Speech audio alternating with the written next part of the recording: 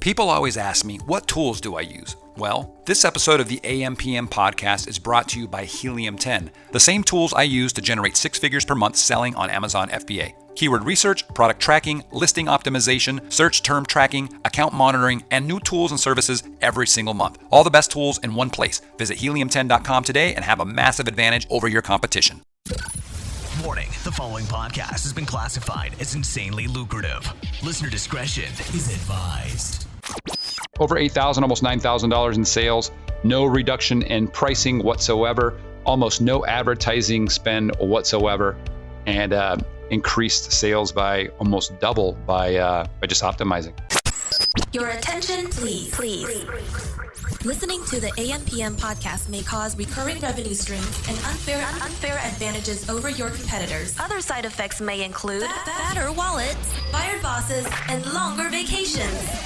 Listen at your own risk. Here's your host, 7-figure entrepreneur and online marketing madman, Manny Coates. Manny Coates.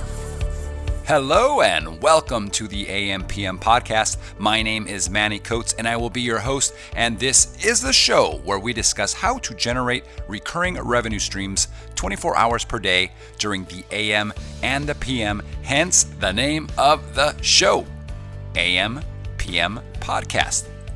As a matter of fact, I was just at the Orange County Fair, and while I was there, I was stuffing my face with things I would never eat, like deep fried Twinkies and a Krispy Kreme triple cheeseburger. Yes, folks, the buns were made out of Krispy Kreme donuts.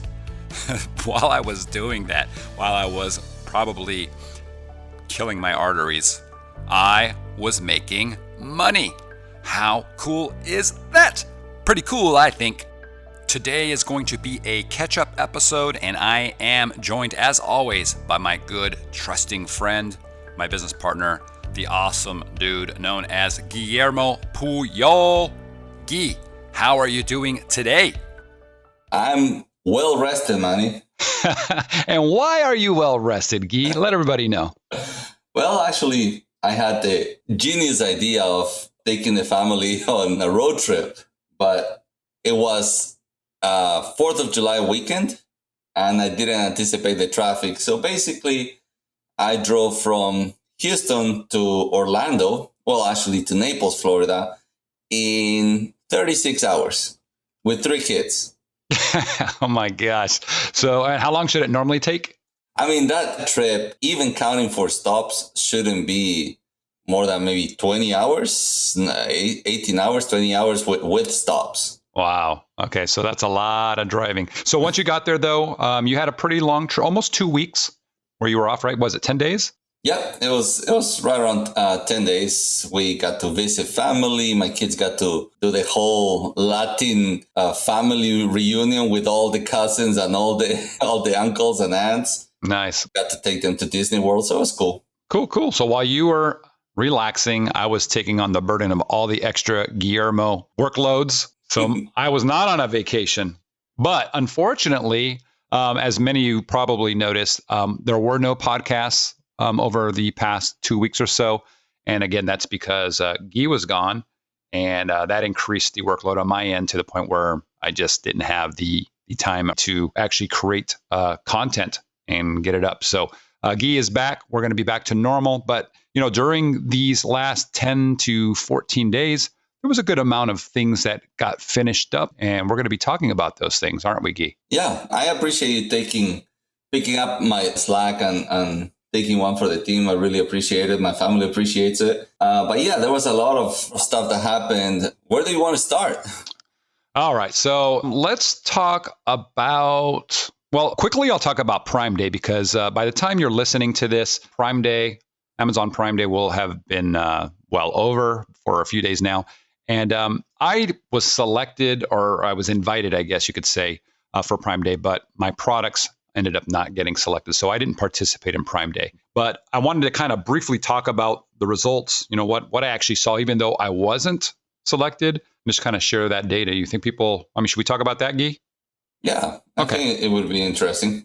All right, cool. So overall, the Prime Day, which was July 12th, was my best sales day of the month for sure. almost, I have to look, but probably almost of the year. It was pretty high. It was approaching $9,000 in sales. And it's interesting because while most people were actually going out and everybody's been told, on Prime Day, increase your advertising spend, boost everything up. I did the opposite, actually. I was spending at one point almost $800 per day on advertising leading up to Prime Day.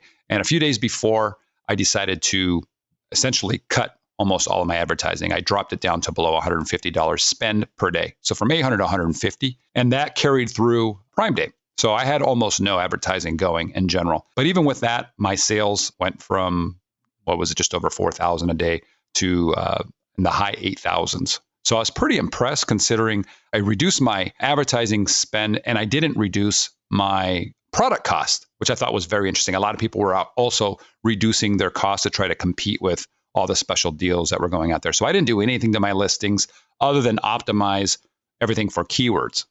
So that was pretty important. And that's going to lead into another topic that we should probably talk about, which is some Helium 10 tools. But yeah, that's it, man. Over $8,000, almost $9,000 in sales. No reduction in pricing whatsoever. Almost no advertising spend whatsoever.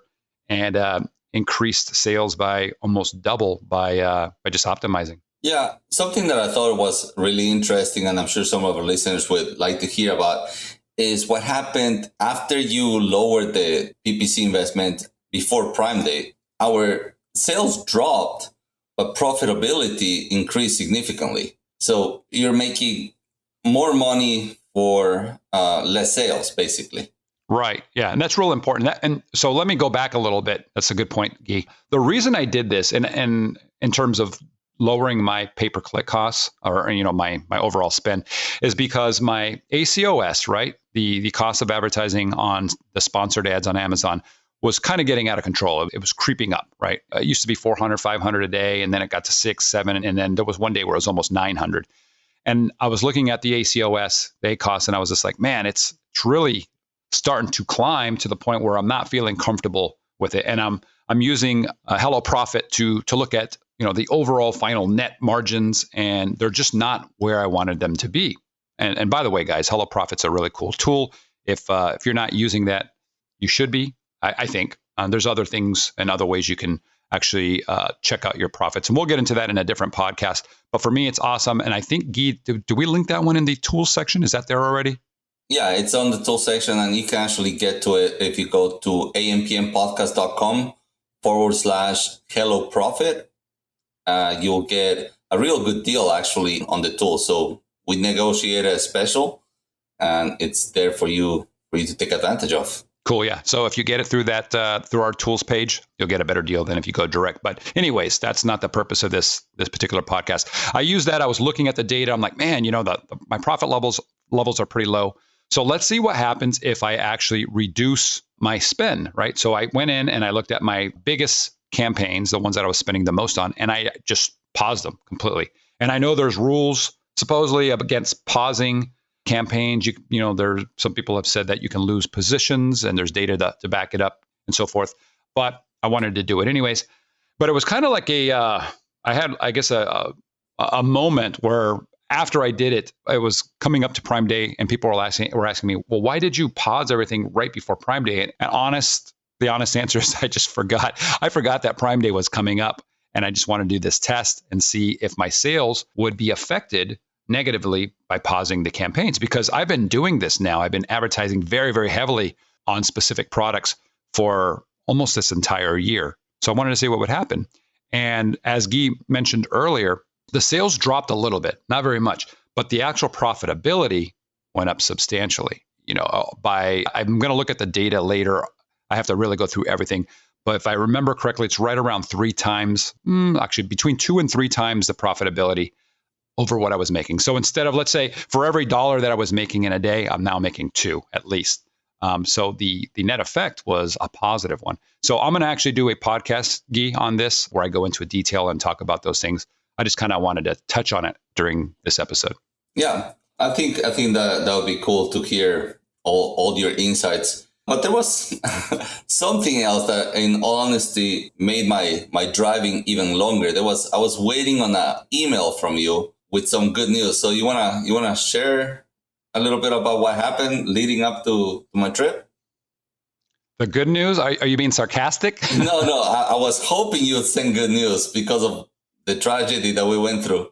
Yeah. Okay. So I think I know what you're talking about. There's actually multiple things we're going to be talking about, but you're talking about the block listing. Yeah. Yeah. All right. So let me get into that. So here's the fun thing that happened. This happened what exactly? Was it the first day that you were actually driving? I think is when it happened. The day right before I left. Oh, okay. You know what? I kind of have like I've lost some of my memory from that day. I was so stressed out. It was just like freaking me out. But what ended up happening was that Amazon suddenly, out of the blue, took my best product listing and it blocked it. Okay. It just was not available to anybody. And I didn't know why. And I got a notification saying that they had removed it. And it was for the email was very, very cryptic. And it just basically said it was a safety concern, but it didn't say why. So suddenly, my sales plummeted. Obviously, my advertising campaigns at the time were paused automatically. But yeah, I had no, my sales just took a beating because this was the product line, the brand that I have been focusing on. Like 90% of my efforts go into this particular brand because this is the brand that I talk about on a regular basis where I'm trying to build it up so that I can position it very well for a sale sometime next year. So although I didn't have all my eggs in one basket with all my products, I do have 13 total products. This was by far the biggest in terms of revenue generation. So it was gone and I was freaking out. The weekend was going to be starting and I didn't know what to do. And I contacted them and they basically said there was a safety issue and they wouldn't say what it was. And I was looking at my reviews and suddenly I noticed there was one particular review and I had a 1-star review. That's how I even caught it. But it was from like a week earlier, 8 days actually. And the review was a 1-star, but in it was only like 3 or 4 words. And imagine somebody saying like, I got electrocuted or it started a fire or something very short like that, right? I got poisoned. It was something really simple, really short like that flagged the entire account. And it wasn't immediate because like I said, this was posted like over a week earlier. And I guess the filters caught it, something happened. And then Amazon went in and blocked the whole thing until I could figure out, why this person had this issue. And they didn't even want to say it was from a review. I found this out later. So yeah, it normally when this happens, people's like the account, either the entire account gets pulled until everything's resolved. But luckily for me, it was just this one product. And sometimes it can take weeks to get it back up. But long story short, it took 2 days. And finally I was back up and running. But man, it was a nightmare. He was going and I was just, he was driving and I was telling him about it and he couldn't believe it was happening right during everything was starting to get hectic and crazy because Guy's gone. So I'm trying to handle, a lot of the tasks that normally he would handle. And then this hits and it eats up my entire day, actually almost 2 days because I'm going back and forth. And it was brutal too, Guy, because when you're dealing with Amazon, you know how it is. 90% of it is automated, right? So you send in a response and then it seems like it goes through some kind of a automated system where if it doesn't have the appropriate keywords or whatever, it spits back a form letter. And then no matter what you do, at some point it goes to somebody. But I kept submitting what they wanted. And I swear 3 times in a row over the course of about a day and a half, they would send back a form email or letter. The exact same form. The exact same one that would say, thank you for responding, but we need you to submit an action plan with these 2 things. One, the first point was, I'm trying to remember now. The first point was to identify why the issue happened. And the second point was how I would resolve the issue. Now, of course, they never told me what the issue was. They just said it was a safety concern. So they leave it to you to pretty much guess, or at least they did to me. So, and I had sent them saying, okay, you actually have to essentially admit guilt. Like, okay, the reason this happened is because of this, and here's how I'm going to fix it, right? So I sent those, and then they would respond back with the same exact form letter saying, thank you for submitting your information, but we need additional information. Please submit these 2 items. And I was like, oh my God, I just sent that. So I sent another email saying, hey, I just sent this. Here are the 2 points again. And then I got another one. So eventually I talked to the right people on day 2 and got it fixed. But in order to do that, I essentially, even though I guess I should back up. I didn't even mention this. the review was bogus.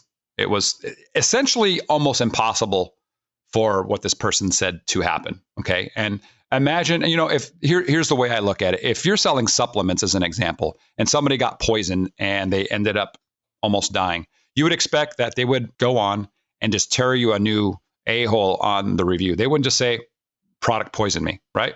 Right. Yeah. I mean, they would say, you know what, I took this, and it would be paragraphs, I mean, wouldn't you? Yeah. I mean, they're going to show their anger through the email or through the review.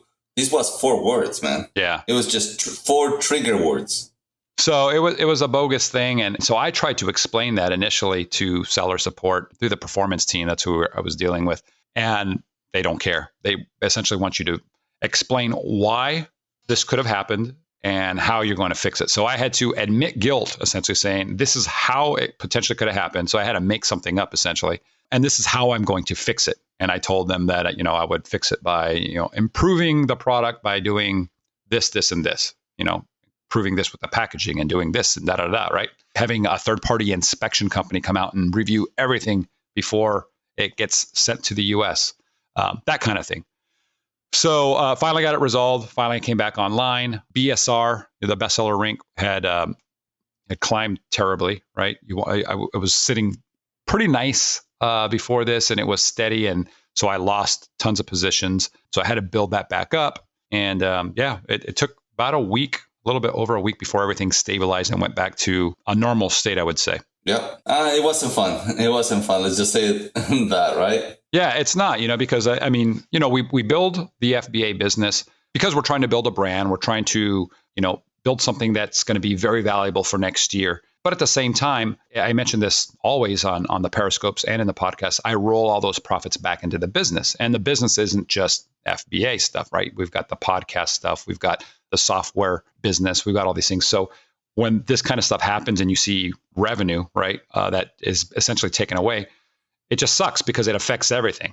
And that's probably why you were kind of stressed, because you've been very involved with the Helium 10 side of things. And I'm like, everything's gonna be fine, but it just sucks because this is, I don't know if you do this, but I always go, okay, I just lost, let's say $12,000. I'm like, man, that's like the salary of 2 dudes for the entire month, Yeah. So I kind of equate things that way. But yeah, it was pretty terrible. Yeah, for sure. It's not as uncommon, though, Guy, as I thought, though, because as soon as I posted what had happened on our Facebook group, there were a lot of people saying, oh my God, this happened to me. And it took, I'm surprised that you got it fixed in 2 days because it's been 30 days and I'm still dealing with it. And I think the trick to this, guys, if it happens to you, is keep the email very, very short. Don't try to explain away. Remember, this is going overseas, more than likely, your email. And number the things. They say they need 2 things, so number it. Here's my response. Number 1, this is the issue and this is why it happened. And number 2, this is how I'm going to fix it, and keep it to, just a few sentences, and that's it. And I know it's almost counterproductive, right? Because these products are our babies almost, right? You're proud of the products, or at least I am. And you want to defend them, especially when people make bogus claims. But seller support or the performance team, they don't want to hear any of this. They just want the facts. Just kind of disengage yourself from it and respond, or hire a company that deals with getting accounts and products relisted. I think I posted a couple companies or the contacts of some people on our Facebook group, but they're gonna come in calmly and analytically and respond the way they need to without any emotion attached to it. So sometimes that might be a better option. And by the way, guys, since I've been mentioning the Facebook group, for those of you that might be first-time listeners, the Facebook group, it's called Amazon FBA High Rollers. And you can just type that in Facebook, or you can go to our podcast site at ampmpodcast.com and then click the Facebook link there. Yep. So that was one of the crazy things that happened while you were away.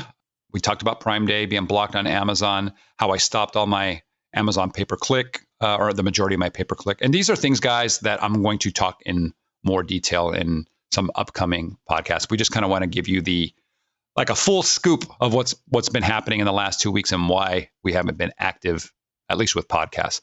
So Guy, what's the next thing would be Helium 10, right? Yeah. I mean, we've been really, really busy getting all the tools ready. We actually just got the beta started for our new tool, Magnet, and actually a couple additional tools that we had never spoken about. So a lot happening there. Want to share some details? Yeah. So by the time you're listening to this, actually, if we post this today, no, it won't be by the time they listen to this, but within a few days, hopefully, the tools should be available to everybody that's listening. So Helium 10, if you have never been to helium10.com, that's the website. It's helium, as in the element, right, that you put in balloons and makes your voice all squeaky. And the number's 10.com. So helium10.com. That is the software suite. If you haven't heard me ever mention this, that's the software suite that Guy and I have been developing. We've been using the tools ourselves the entire year. Okay. The actual start these tools began back in October, before I even started selling on Amazon FBA, because I came from the whole mobile marketing side of things. Mobile game marketing and making games. And I thought, you know what, let's create software for Amazon sellers. And then as I learned and got into stuff, I'm like, you know what, I'm going to start selling FBA. So that kind of took over and took off, because software just takes forever. And what I thought would be something very quick to develop took a lot longer. Now, developing software for myself is easy, right? Because I don't need fancy interfaces. If there's errors, it doesn't matter. I work around them. But when you're developing software for the masses, right? Tons of people that can come in and you got to verify their accounts and all that. It just takes forever, Guy. What you think is going to take a week takes a month, and what takes a month takes 5 months. Yeah. So, but anyways, we've had 3 tools available for quite a while now. Our first 2 tools were Frankenstein and Scribbles, and they're free tools. And then we came out with the 5K checker, which a lot of people have been using. I think we've got over 1,000 people that signed up to Helium 10 just to use that tool. And then we've got, and that was it. But in beta and coming hopefully to the production side of things next week, we have 3 new tools. Is it 3 tools, Guy? It is 2, right? It's 3. Right now we have Scribbles, Frankenstein, and 5K Checker, which are already available. And then we have Magnet, Misspellinator, and Trendster. All right. So Trendster, as in following trends. Misspellinator, as in the Arnold Schwarzenegger robot that finds misspellings. And then Magnet. And we call it Magnet because it pulls keywords as if they were made of metal and you had a big magnet, right? So, but yeah, the Trendster is just a tool that, it's a free tool. We're putting it out for free, but it helps me find products that are trending or stay away from products that might be, how should I say it? Seasonal. For example, seasonal. That's what I'm looking for. Yeah, seasonal. So if something is only selling really well in the summer because it's, something outdoorsy, then I might, I'll be able to see that with Trendster. And then Magnet allows me to essentially go in and find all the best keywords. It's a tool I've been using for a long time. I've always talked about it, but haven't been able to really share too much information on it. But now you guys can use that. And then Misspellinator is just an awesome tool for very quickly finding the best misspellings and getting those into your listings. And then I throw everything into Scribbles and optimize from there. Frankenstein and Scribbles. But Misspellinator is really cool though, because I say this all the time, Guy, and I think it's so underutilized. I get so many free sales, number 1 rankings for keyword phrases because I use the top misspellings. You know what I mean? Yeah. And then actually, a lot of people leave money on the table because of it. Absolutely. Yeah. And the cool thing about Misspellinator, because you don't want to use all the misspellings, right? I mean, if you have one keyword and it's got 20 different misspellings, you don't want to use all of those because you want to use misspellings for maybe 10, 15, 20 popular keyword phrases or keywords, I should say. So I just look at the top ones, the ones that are most misspelled by people, and Misspellinator tells you that. It says, hey, this one, when someone misspells this word, 50% of the time they use the spelling of it, or 10% of the time they use this one, and it breaks it all down. So I can just filter and say, you know what, I'm going to use the top 3 of each keyword. It's super awesome, super cool. And those are the 3 that are going to be available in just a few days, but we have a few more tools. I know you've been working on those and getting those tested that we'll be announcing, hopefully, I'm hoping by the end of the month as well. Yeah. Do you want to give a tiny sneak peek or make them wait? Yeah, let's not talk about those just yet. Let's focus on the 3 new ones, and then we can talk about at least 1, if not 2 of the new ones after it goes to beta. And the beta testers are using it. Yeah, I think that's going to be cool. We're getting a lot of great feedback from the beta testers already. And I'm sure whenever everybody gets access to them, we're going to get a lot of great feedback as well. I love the tools, and I'm very biased, of course, but I think it's going to be awesome. Yeah, I am biased as well, of course, but I do honestly think that our tools are the best in their class and we're adding stuff to it constantly. And it's like every single week, it's like, oh, we added this or we added that. So yeah, they're really cool. Check them out if you're listening to this now and you haven't signed up. Do sign up. So there's a couple things though I want to mention. When you do sign up to Helium 10, there's a verification process. Okay, and some people have asked us about this. It requires Facebook as a security measure. So basically, when you're creating your account in order to authenticate yourself to ensure that people aren't creating tons of accounts and just doing weird things, it links the account to Facebook. Guy, did you want to talk about that? And also for those that just absolutely refuse to use Facebook, what we're going to be doing for them in the future? Yeah, I mean, I think a lot of people don't like to mix business with their personal life. And just because it has the connect through Facebook button is a barrier. So we totally understand that. Facebook is exclusively used to verify the account. So once you connect it, we're not going to be sharing or posting status updates or anything like that. But I was actually testing today the SMS verification. So instead of having to verify your account through Facebook, you can verify via your phone number. You enter your phone number, you get an SMS, you enter a code, and you're done. So we're going to have that option very, very shortly. I already tested it on our developers side. So you should see it live, hopefully by next week. So that's no longer going to be an issue. Cool. All right. So yeah, guys. So 6 tools will be available next week and to everybody. And we're rolling out subscriptions too. I know that's been one of the biggest things is people are like, we don't want to just buy credits. It'd be cool if we could get some discounts. And so we're going to have that available. Is that available next week as well? It should be. Yeah. We're going to have the subscriptions rolling out. We're going to have lots of new stuff coming. We're always busy adding features. And we really want you guys to go in, sign up, try the tools. And if there's something you like to see, we have the feedback button at the top. I read every single message that comes through that feedback because I want to make sure that we're providing the tools that our user base needs. So many times we have adjusted the way we're doing things because of the feedback. It's like, hey, we didn't think of that, and that's actually a great idea. So yeah, use the tools, and if there's something you like to see, send it there. I'll take a look at it, and we'll forward it to the developers, and we'll put it into action if it makes sense. Cool. Yeah, and then I know that's some group owners and people that are in the Amazon FBA industry that have either members, subscribers, or lists of people that want this kind of information. We're going to have an affiliate partnership program available for them. So we'll be announcing that separately as well. Yep. Cool. So, well, we've covered all the major things. Was there anything else we've missed? No, I think we're going to cover Are you considering doing a podcast exclusively about the list blocking or not?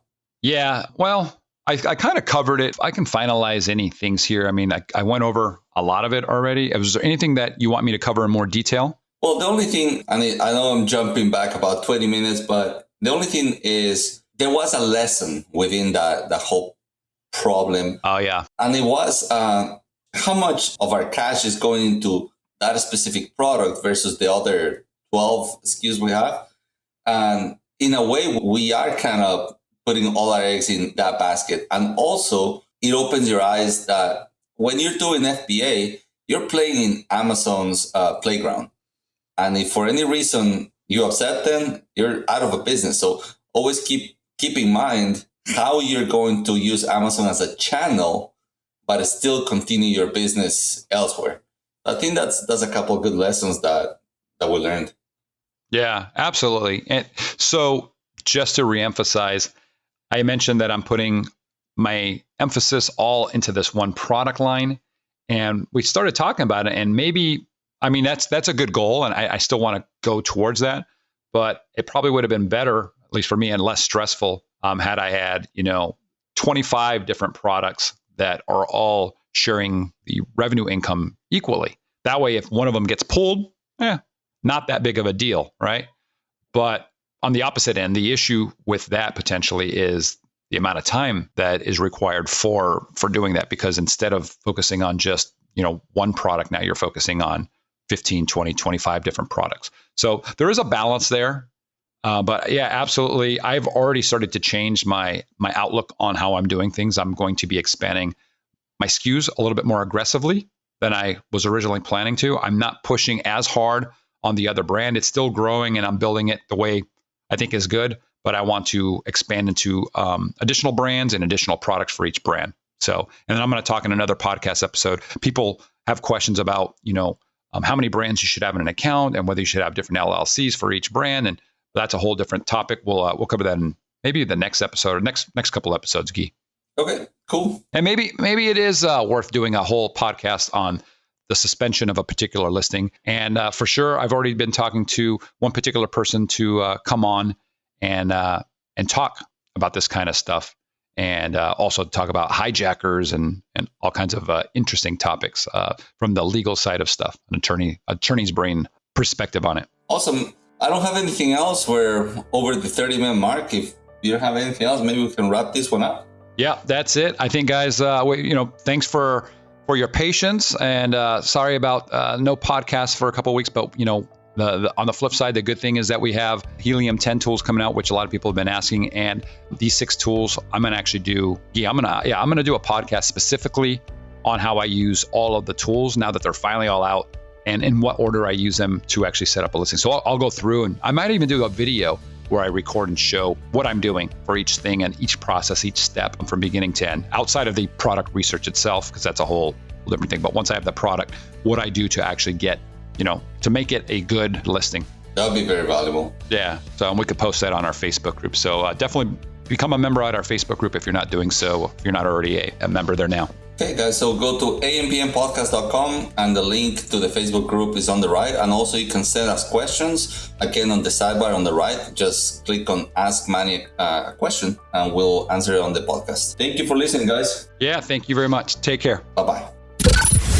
You've been listening to the AM/PM podcast hosted by Manny Coates. For more information, insider tools, and to get the resources mentioned in this episode, visit ampmpodcast.com.